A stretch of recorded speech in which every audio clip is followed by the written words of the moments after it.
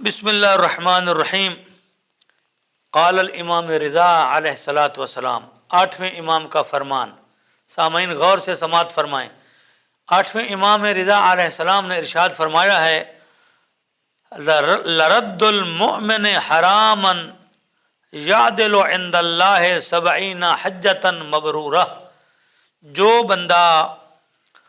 जो मोमिन हराम माल को छोड़ देता है वो 70 हज के बराबर सवाब कमा लेता है। कौन सी हज? यबन रसूलुल्लाह, अय फरजंद रसूल, अय इमाम रज़ा अलैहिस्सलाम, कौन सी 70 हज? फरमाया जो अल्लाह के नज़दीक मकबूल हैं, जो अल्लाह तबारक व तआला के नज़दीक कबूल हैं, वो 70 हज का सवाब उस मोमिन को मिलता है जो मोमिन लुक़मा हराम को तर्क कर देता है।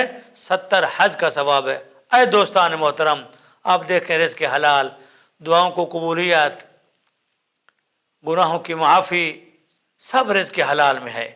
रिज़्क़ हराम के तर्क करने में और रिज़्क़ हलाल अपनाने में अल्लाह ने बहुत बरक़ात रखी हैं।